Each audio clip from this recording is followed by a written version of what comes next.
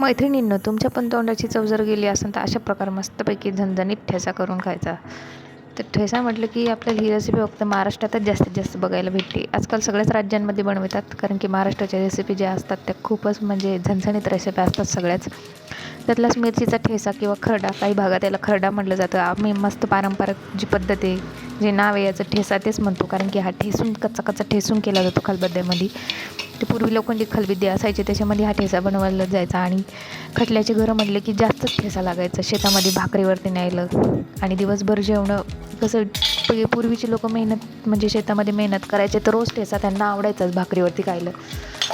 आणि तोंडाला असं कसं, तोंडाची चव जर गेलेली असेल तर ठेचानं खरंच ना बस मन भरून जातं. तुम्ही महाराष्ट्रीयन असाल तर तुम्हाला ठेचाची नक्कीच किंमत कळणार. तर इथं आपण ठेचा यासाठी मी 1 वाटी मिरच्या कट करून घेतल्या, तर त्याच्यामध्ये 2 गाठी लसणाचे, गावरान लसणाचे घेतलेलं. गावरान लसूण हा बारीक असतो आणि त्याच्या जांभळ्या पाकळ्या असतात.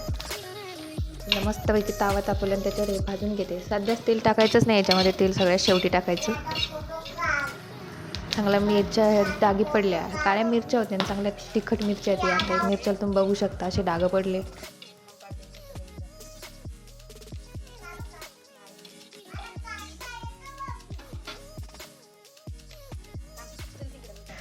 काळे डाग जेव्हा पडतात, लसणाला पण डाग पडले म्हणजे ते चांगलं आतून खरपूस भाजलेलं आहे मिरच्या.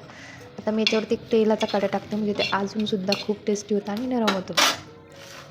तुमच्याकडे पण अशा पद्धतीनं करतच असतील ठेचा, शेंगदाणे बिंगदाणे घालून करत असतात, शेंगदाणे जिरं, त्यानं चव चालल्या जाते ठेच्याची. शेंगदाण्याचा पण छान लागतो, पण जास्त प्रमाणात नाही. 2 ते 4च शेंगदाणे घालायचे त्याच्यामध्ये, जास्त घालायचेच नाही. तर तेल टाकल्यावर मस्त मिरची चांगली भाजून घेते. आता ताव्यावरच वाटलं जातं बऱ्याच वेळ ठेचा, पण तावा गरम असल्यामुळे याच्यातनं वाटतं मी खलबित्त्यामध्ये घेणार आहे. खलबित्ता आहे मस्त जर्मलचा. काही जण मिक्सरला वाटतात, मिक्सरला वाटलं की त्याची चव चालल्या जाते. आपल्याला मस्तपैकी जाड्या खलबित्त्यात मी आता हा ठेचा वाटून घेते चांगला. दण ठेचून घ्यायचं मस्तपैकी. आता चवीपुरतं मीठ घालायचं. इथं मी हा असाच खात असते ठेचा. काही जण याला कलसून पण घेतात तेलामध्ये, तो पण कलसल्यानं पण खूप चांगली चव वाढते याची. असं मस्त दणदण कुटून घ्यायचा. भाकरीसोबत, पोळीसोबत, कळण्याच्या भाकरीसोबत, बाजरी, ज्वारी, कुठल्या पण भाकरीसोबत ठेच्याची चव खूप छान लागते. आमच्याकडे तर रोजच ठेचा केला जातो. मला रोज आवडतो आणि घरच्यांना पण सगळ्यांना आवडतो. एक दिवस हा ठेचा मला करावाच लागतो.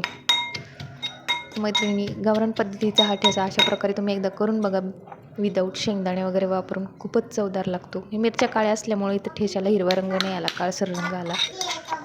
पण चव म्हणलं ना, गावरान लसूण वगैरे कोथिंबीर टाकल्यामुळे खूपच भारी चव आहे. तर मंडळी, ही रेसिपी आवडली असेल तर नक्की एक लाईक करा. तोपर्यंत भेटूया नव्या व्हिडिओत. Bye bye.